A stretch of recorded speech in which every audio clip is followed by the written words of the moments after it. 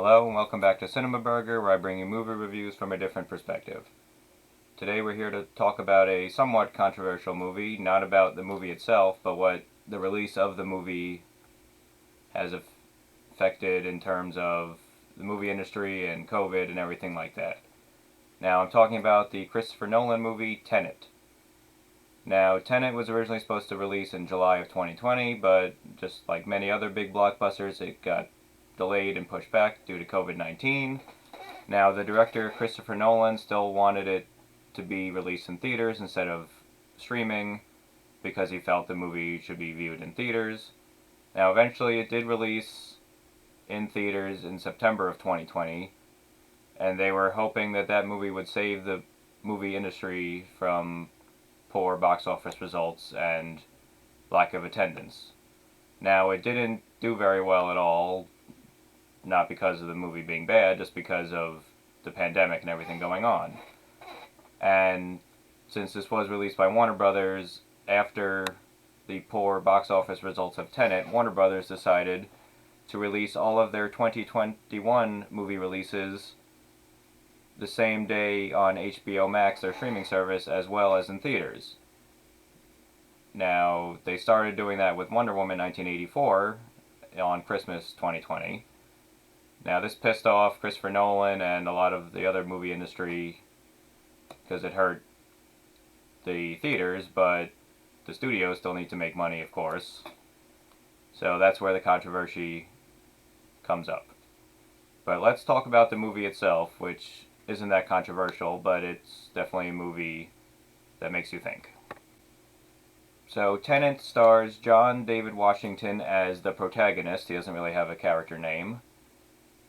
He is a CIA agent going on a bust in a opera house in Russia as of trying to stop a supposed terrorist attack. Now, everything seems to be going fine. They go inside. They are trying to thwart the people trying to kidnap somebody. They knock out the audience and things. But as the protagonist is about to get shot, it seems that someone behind him shot a bullet, but it went backwards or something. So he's very confused, and he gets kidnapped by the Russian spies, and he's going to take a suicide pill so he doesn't give up his information, because he doesn't give up anything. And he wakes up on this boat. It turns out this was a test, this taking the suicide pill. Now he's brought into an organization called Tenet, which they don't know much about, like who recruited them, but apparently they're trying to prevent World War III with a new type of weapon. So the protagonist goes to this lab, and the scientist explains that in the future, someone created the technology to change the entropy or the direction of an object, like basically changing the direction of time an object moves in. So you pull a trigger on a gun and the bullet comes back to the gun instead of going forward. Now, the scientist also explains that an inverted weapon or object, like there's a bullet on the table, like don't think about it, try to pick it up, just feel it, which means knowing that it went forward at some time, you can literally like pick it up and it'll go to your hand. Now, yes, that's very confusing, but they explain this more as they go on. So throughout the movie, the protagonist, played by John David Washington, meets more people working with him. Robert Pattinson plays someone named Neil, who's in on this mission. He's trying to help them. Basically, they're trying to find an arms dealer and a weapon to stop from going off or something. And they need to eventually get to a Russian oligarch played by Kenneth Branagh. And it involves also, beforehand, they have to get to his wife, played by Elizabeth Debicki, named Kat. Now, she is basically kind of being held prisoner by her husband because she sold him a fake painting or something, and she's only with him because he's threatening to keep their son from her. But basically they have to stop a weapon from happening. And throughout the movie they're seeing like things that are inverted, and they explain like, oh, if you go to an inverted side of this dimension or whatever, that you move forward, but everything else looks like it's moving backward, but from their perspective you're moving backwards and they're moving forwards. It's about two events or people moving simultaneously, just in opposite directions.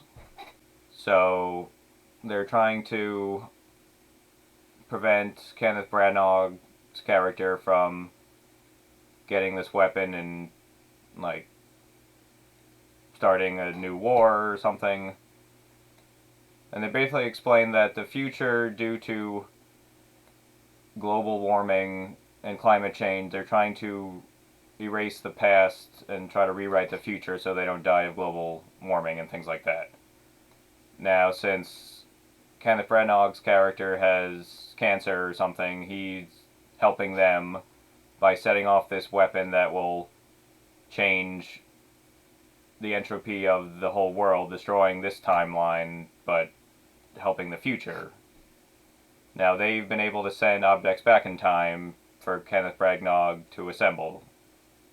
Because apparently the way to change the entropy of an object, or the whole world on a global scale, was created in the future, and they're sending it back in 9 pieces.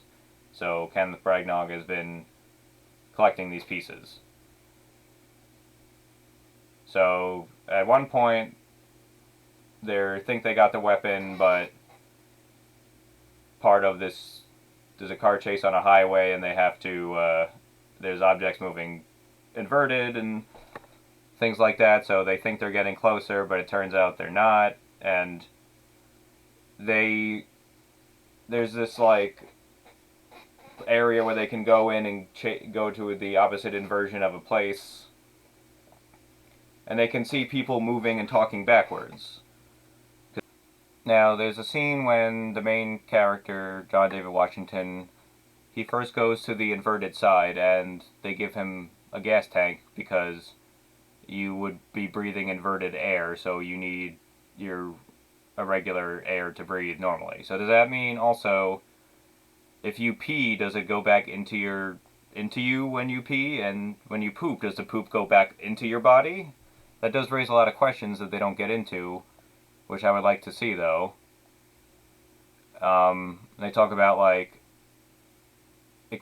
kinetic energy and things have the opposite effect, so if a bomb went off in an inverted world, it would freeze instead of burn. Things like that. So that raises a lot of questions that they don't really get into. But yeah, I want to know how, but since breathing and air work differently, I want to know the other bodily functions too. Like I said, if you poop, does it go back in you? But maybe that'll be in a deleted scene, I don't know. They're inverted, and they don't realize this till it's too late and things like that, so they have to do something called a temporal pincer move, where 2 teams are simultaneously going to one place but moving in opposite directions to stop this bomb from going off. So is the plot confusing? A little bit. And the whole idea of this movie, it brings up things about like, oh, can you really change the past? How does time work? Is like a multiverse theory happening here? Because Robert Pattinson's character keeps saying what's happened has happened. You just have to let it happen. And it's all about making decisions, and for things to happen the way they need to, you can't let people know certain things. Because the first half of the movie, obviously you're on the same page as the main actor, John David Washington, so you don't know what's happening yet. And now the second half of the movie, they're kind of replaying, going back through the events of the first half of the movie just from the inverted side, so they see what's happening. It turns out at one point the protagonist was fighting himself and didn't realize it, so they're putting the clues together. Now, bringing up the idea of, oh, if you make a decision and you have two choices, each choice creates a different, like, universe or timeline. So it's kind of bringing up the multiverse theory. So talking about changing the past and things like that. And, like, let's say you go back in time, you can't really alter the past, you just create a new timeline because your future will eventually end up in the past. Which is interesting. They explain that in Avengers Endgame, too. Like, going back in time won't change the future, just you'll end up there in your future. Now, if you're getting a headache and stuff, that's understandable. And they talk about throughout the movie, like, if you really try to think about stuff, your head's going to explode. But the idea of having people move backward and talk backwards and do things backwards or inverted is very interesting, because when you see it on screen, oh, it looks like they just reversed the camera footage, but no, they didn't. Christopher Nolan and the actors and the stunt team, they really filmed all the inverted scenes like backwards. Like, I looked it up on the bonus features of Tenet. They filmed themselves like doing very simple tasks like walking or talking forward. They watched the footage of them doing it backwards, and they literally recreated it. Like, they walked backwards, they did fight scenes backwards with wire teams and things. Now, they got ballet dancers and stuff as part of the stunt team. So whenever you're watching this movie and you see any inverted like fight scenes or close-ups, they're really doing it like that. It's not just rewound footage. They actually filmed it like that, and that's really impressive. Especially there's scenes where actors are talking and walking backwards as well, and they learned all that. So that's extremely impressive. So Christopher Nolan should be very proud of that. He definitely found a new way of filmmaking. Now, in terms of the plot of the movie and everything making sense, they talk about the temporal pincer move where they have to do an attack but from two sides. The whole movie is essentially like that. Like, I'm not going to spoil the end, but it all amounts to someone going back in time, not from the future where there's climate change, but earlier in the movie, set up all these events. So, and not telling your future or past selves things, or not giving everybody all the information is key, because if they knew something that would happen before it was going to happen, things wouldn't occur the same way. So some people have to be kept in the dark, which is very clever. Now let's talk about the sound of and the score of this movie. Now, it's a Christopher Nolan movie, of course, so there's going to be a lot of bass in the score. But when I tell you this movie had more bass than any Christopher Nolan movie I've ever seen, that's saying something. There's times where they're just like, there's two characters talking in a scene, and all of a sudden the bass is like, it's to the point where you can't even hear the dialogue. The dialogue is drowned out by the score, and there's a couple of scenes where there's key exposition being given by characters, and you can't hear anything, so you have to put on the subtitles. Let's say you're watching this at home. Now, if you were to go see this in theaters, because it was playing in theaters, you wouldn't be able to hear anything, so maybe they were expecting you'd go to the movies and see it more than once so you could actually hear all the dialogue, but that is an issue where you can't hear the characters talking because of the score. Now, the acting itself is very good, from John David Washington, Robert Pattinson, Elizabeth Debicki, and Kenneth Branagh. Now, in terms of figuring out simultaneous like events happening at the same time, they got a physicist on set to like talk about the theories, like, oh, is this theoretically possible, and things like that, because they did that with Interstellar. So a lot of these things are theories, but, like, for example, I watched it with my dad, and he didn't like it because he was very confused, which is understandable. Now, look, I've watched a lot of movies in my time, and like, even if a movie can be confusing, a lot of plot structure has to happen the same way for it to be enjoyable or somewhat make sense. So I understood about 90% of this movie after having watched it the first time. I only had to look up certain things because of I couldn't hear certain dialogue because of the score being so loud. But this movie does benefit from a second viewing, especially after having watched it once, and you can see certain things that happen that you may have not caught in the first time around. But this is an excellent movie. It definitely makes you think. Not everyone likes that with movies. But this definitely is not in the realm of possibility that we know of. But the ideas that it deals with is very interesting. You do kind of have to suspend some belief and just go with certain things, but trying to figure out how they did certain things in terms of time travel and like stuff like that, I feel like you can understand it if you like really pay attention, because they talk about at the end they're doing this pincer move. Now, a pincer move is two people going to the same place at once. Now, Tenet means 10 minutes of going in opposite directions in the same area. So that's what the title means. So that may give some clues. Now, this movie kind of did remind me of Inception as well, in terms of like, because that movie dealt with dreams and then dreams within dreams, and this kind of does the same thing with what they call the temporal pincer move.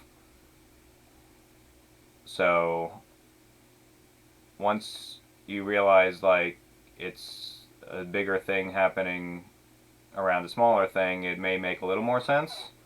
Now, they leave some ending a little ambiguous, but because Christopher Nolan doesn't always solidify his endings even if they're a little ambiguous, but usually the movies have finality to them. Now, John David Washington's character is always wondering how Robert Pattinson's character knows so much about what's going on, and they explain why. I'm not going to tell you why, but it is a very interesting reveal at the end. Now, wanting to see this movie on a big screen, because Christopher Nolan said it should be seen on a big screen. There are many scenes filmed in IMAX, and they look great. Like, I watched it at home on a 55-inch flat screen TV. It looked great. The sound was very powerful. I can't imagine seeing this in theaters in like a premium format, because with there's moments where like the score just goes from like 0 to 100 and like that. So you would definitely be blown out of your asshole in the theaters. This movie is definitely worth a watch. You should watch it twice to get the full effect. I would give this movie a 4 out of 5 burgers because of what it took in terms of the filmmaking. Because, like I said, any scene that was inverted, they filmed it like that. They really did things backwards. They talked backwards, they walked backwards, they fought backwards. They used wires for certain things, of course, but they did that the way that you expect it to be seen, and that's very impressive. I'm Scott Berger, and I'll see you next time.